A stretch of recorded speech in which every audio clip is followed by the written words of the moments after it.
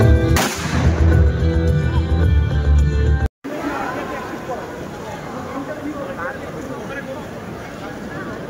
you so much once again Srijit Mukherjee আমাদের সাথে আছেন।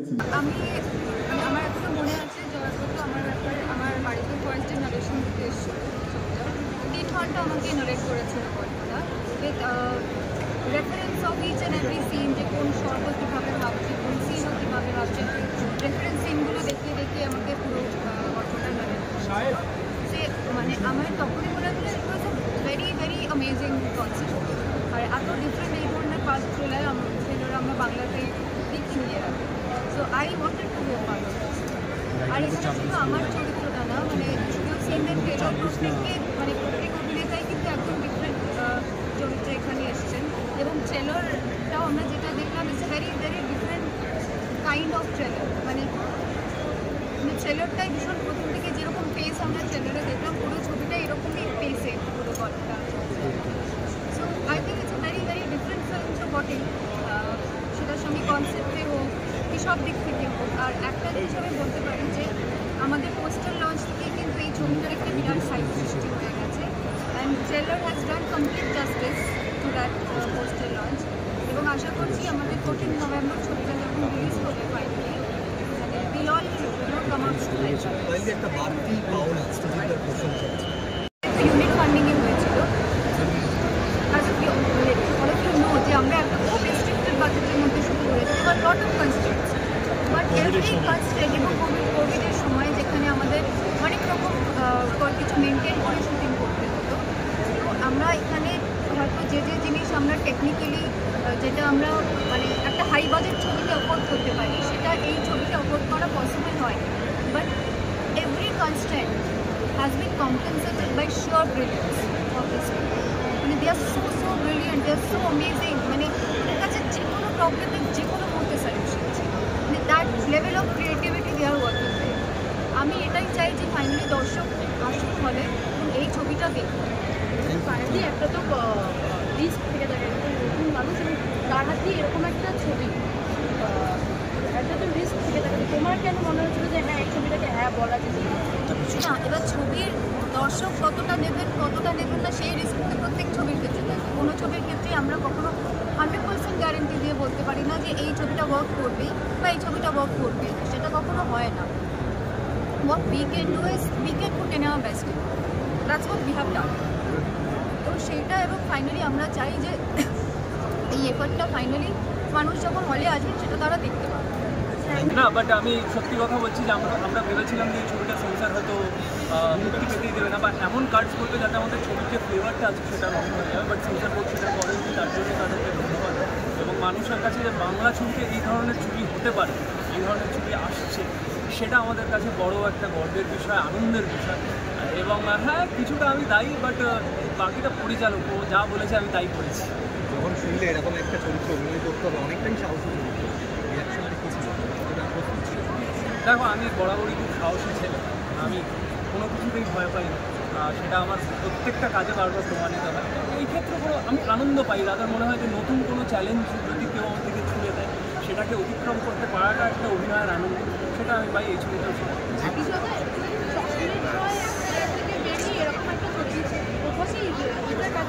মানুষ কীভাবে গ্রহণ করবে বিষয়টা? দেখো এই চরিত্রটাও চকলেট বয় কিন্তু খুব মিষ্টি, মানে বাচ্চাদের থেকে সব থেকে মিষ্টি কিন্তু আমাকেই দেখতে লাগে। বাট হ্যাঁ আমি সবসময় বিশ্বাস করি বাংলার দর্শকদের প্রতি আমার একটা বিশ্বাস আছে। হ্যাঁ হয়তো সময় লাগে, কিন্তু গ্রহণযোগ্যতা ভালো কাজ করলে, অনেস্টি দিয়ে কাজ করলে সব চরিত্রেরই গ্রহণযোগ্যতা হয়, সেটা ভট্টজি হোক, শ্রীকান্ত হোক, সরলাক্ষ হোক বা সচিন হোক। তো আমার মনে হয় আমি আমার অনেস্টি দিয়ে কাজটা করার চেষ্টা করছি, এবং অনেস্টি দিয়ে যখন বাংলার দর্শক সবসময় ভালোবাসা দিয়েছে, আশা করি সেটা তো ছবিটা বলবে। 14ই নভেম্বর দর্শক যখন হলে এসে ছবিটা দেখবেন তখন বোঝা যাবে যে সচিনই আমার পরিচয় হয়নি।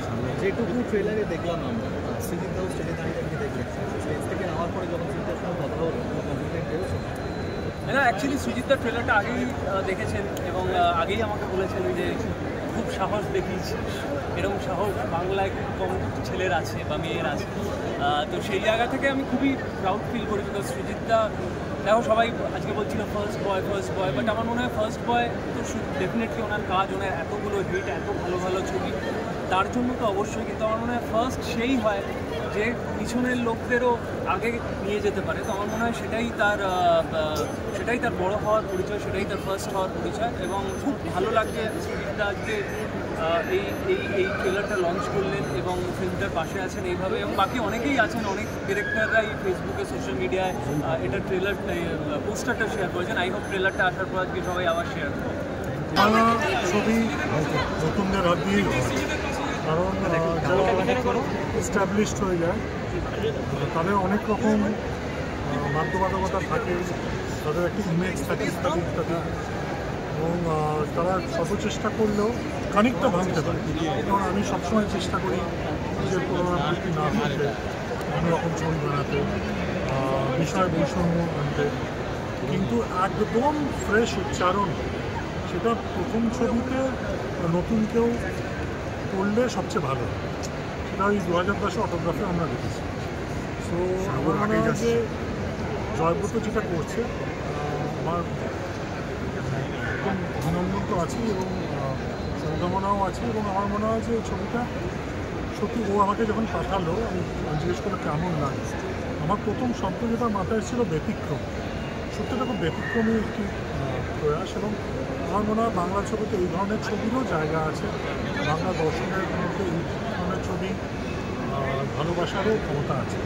So all the best.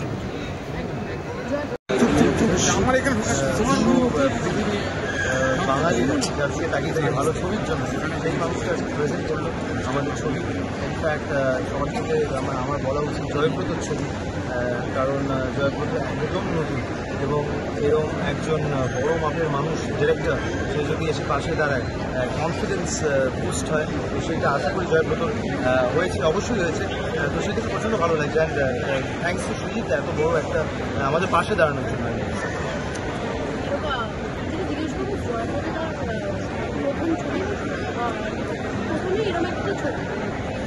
জয়ব্রতদার আমি যা বুঝতে পেরেছি, জয়ব্রতকে নিয়ে জয়ব্রতদার প্রথম ছবি বলে না, জয়ব্রত এটাই পারে, এই ধরনের ছবি পারে।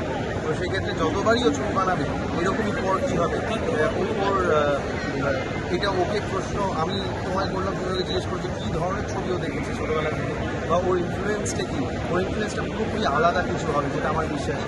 হয়তো আমাদের কথা হয়েছিল, যেটা এখন আমার মনে নেই, কেন এতদিন আগে শুট হয়েছিল। But he is an incredible guy, এবং মানে ও যেটা চায় সেটা করেই থাকে আর কি। এতজন আর্টিস্টকে নিয়ে কাজ করা, একটা মাল্টি স্টার, সেটা একজন নতুন পরিচালক, আমি বলছি দিগ্গজ যারা খুব নাম করা পরিচালক তারাই ঠিকমতো হ্যান্ডেল করতে পারে। তো সেই ক্ষেত্রে ও এত সুন্দরভাবে হ্যান্ডেল করেছে। Obviously we would also take the credit, যে জয়ব্রতকে সাহায্য করার পাশে আমরাও দাঁড়িয়েছিলাম।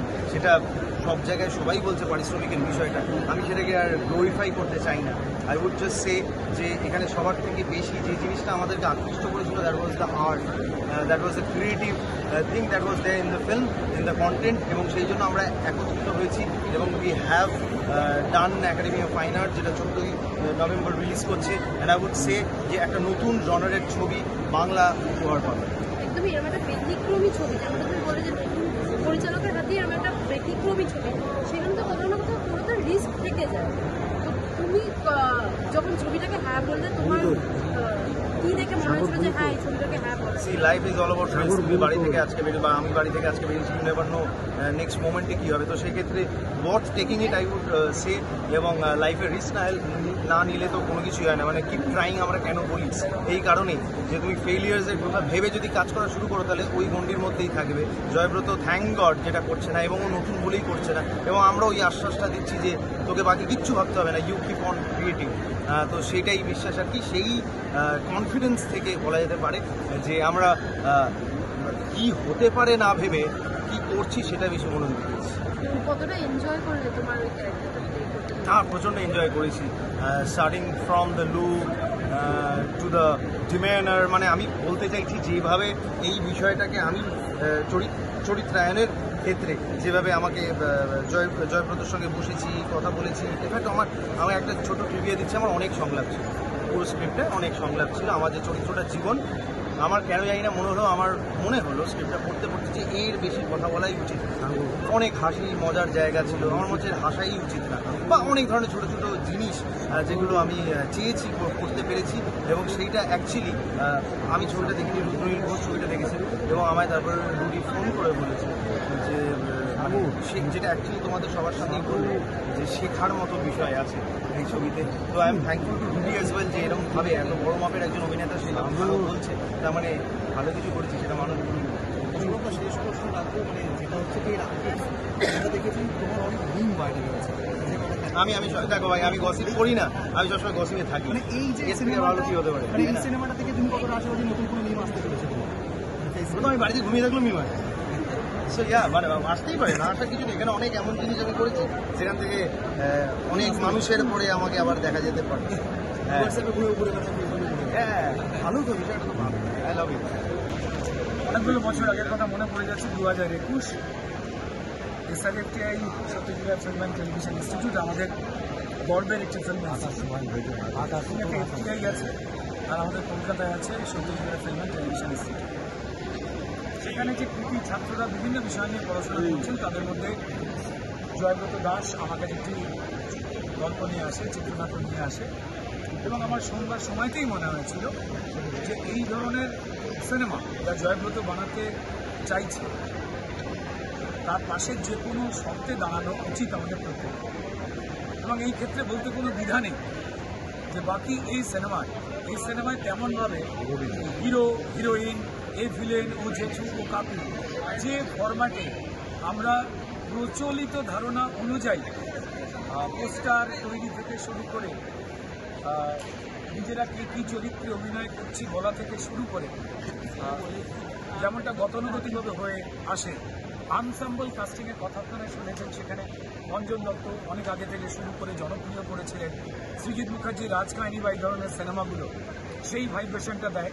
তো ধরে নিন সেই ধরনেরই ভাইব্রেশনের ক্ষেত্রে পাল্প ফিকশন, অপরাধ জগৎ নিয়ে খুব ইন্টারেস্টিং একটা গল্প, সেটা ভাই জয়ব্রত এবং তার টিম তারা তৈরি করবার চেষ্টা করে। এবং আমি যে অভিনেতার সঙ্গে, কারণ যেহেতু একজন নতুন পরিচালক এলে, যখন নতুন পরিচালকের ঝুলিতে সাকসেসফুল হয়ে যাওয়া সিনেমা থাকেই না, তাই আমরা অনেক সময় শঙ্কিত হই যে এর সঙ্গে কাজ করব, তারপর যদি সিনেমাটা ততটা ভালো রেজাল্ট না দেয়। কারণ অনেক ভালো সিনেমাও অনেক সময় সিনেমা হলে বিরাট ব্যবসা দেয় না, আবার গুণমানে অনেক সময় তেমনটা ভালো নয় সিনেমাও কিন্তু দেখেছি মানুষ ভালোবেসে ফেলেছে। তো যাই হোক, মানে ধারণা থাকেই যে এটা কোনো সিনেমা বানায়নি, তো তাহলে কতটা ভালো কি বানাতে পারবে। কারণ একটা সিনেমা যদি হিট বা ফ্লপ বা যদি খারাপ হয়ে যায়, অভিনেতাদের সারাক্ষণ ভয় থাকে আমাকে তাহলে পরের সিনেমায় অপয়া অ্যাক্টর বলে হয়তো নাও নিতে পারে। তো সেই টেনশন সবার থাকে, তো কেউ তার ঊর্ধ্বে নই। তো যাই হোক, আমি পড়বার পর যেহেতু আমাকে বাকি অভিনেতা অভিনেত্রী বন্ধুরা হয় বিশ্বাস করেন বা ভালোবাসেন, তাই আমি আমার বাড়তি একটা গায়ের জোরে, বন্ধুত্বের জোরে, ভালোবাসার জোরে প্রত্যেককেই বলেছিলাম যেটা নতুন ছেলে এসে দারুণ স্ক্রিপ্ট নিয়ে প্রায় প্রত্যেককেই একটু হেল্প করবি সবাইকে।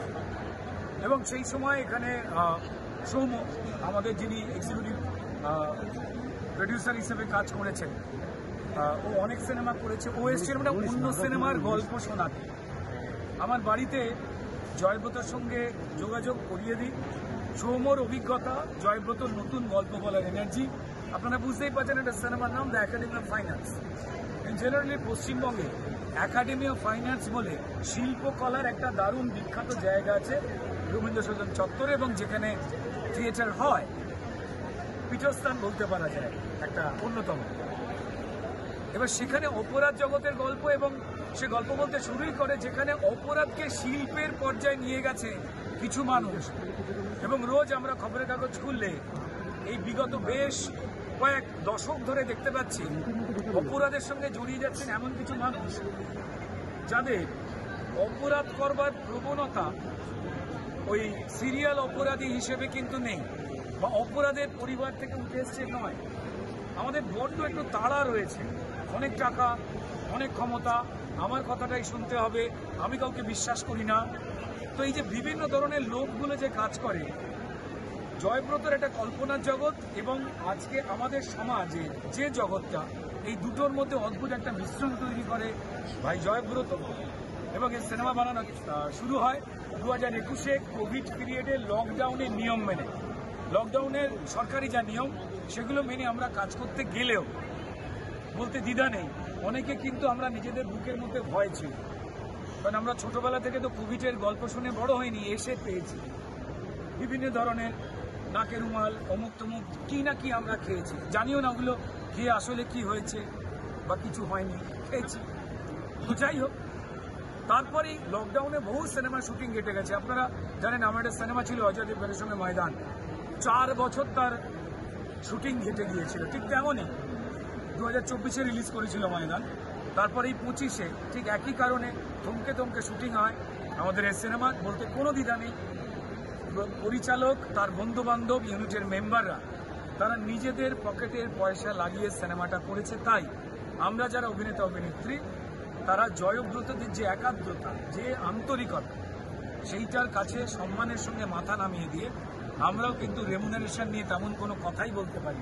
খালি মনে হচ্ছে একটা ভালো সিনেমা হোক, একটা দুর্দান্ত পরিচালকদের যে টিম, সেই টিমটা উঠে আসুক, আমার বাংলা ফিল্ম ইন্ডাস্ট্রিকে তারা কন্ট্রিবিউট করুক। একজন সিনেমা না বানালে তিনি পরিচালক হয়ে উঠবেনটা কী করে? তো যাই হোক, অতঃপর সিনেমা শেষ হয়েছে। Each and every actor they are so brilliant. আমি বহু অ্যাক্টরের কাছ থেকে এই সিনেমায় নিজেও শিখেছি, বলতে কোনো দ্বিধা নেই। তো আর এই সিনেমা তৈরির সময় সৃজিত মুখার্জি খোঁজ নিত, হ্যাঁ রে ছেলেটা কে রে, একটা ইন্টারেস্টিং কাজ করছে শুনছি। ইভেন তারপর যখন পোস্টার বেরোলো, জয়ব্রতরা ডিজাইন করলো এই পোস্টার, পাল্প ফিকশন এই ধরনের সিনেমা নতুন, এটাই বলবো অপরাধ জগতের রক্তাক্ত গল্প। অপরাধের পাঠশালার নাম হচ্ছে দ্য একাডেমি অফ ফাইন্যান্স। তো যারা দুর্বল চিত্তের তারা অবশ্যই মনে করে এই সিনেমা হলের আশপাশে ঘুরবেন না, কি না কি হয়ে যেতে পারে যদি মনে করেন যে হ্যাঁ সহ্য করবার ক্ষমতা আছে, বা যারা অ্যাকশন ফিল্ম দেখতে পছন্দ করেন, একটু হার্ডকোর অ্যাকশন, র অ্যাকশন, তারা দেখবেন, অবশ্যই তাদের ভালো লাগবে। আজ সৃজিত মুখার্জি নিজে উপস্থিত হয়েছিলেন, আমরা অনার্ড। আমাদের বন্ধু, আমার বহু সিনেমার পরিচালক সৃজিত মুখার্জি, এবং জয়ব্রত নিজেরও ড্রিম ছিল। খুব স্বাভাবিক, এখানে যারা একটু অন্য ধরনের সিনেমা বানাবার চেষ্টা করে, আমাদের এখানে আজকের আধুনিক কয়েকজনের পরিচালককে দেখে কিন্তু তারা স্বপ্ন দেখে। তো আজকে আমার মনে হয় যে জয়ব্রত আজ নিজে তার খুব পছন্দের পরিচালকের সঙ্গে একসঙ্গে দাঁড়ালো।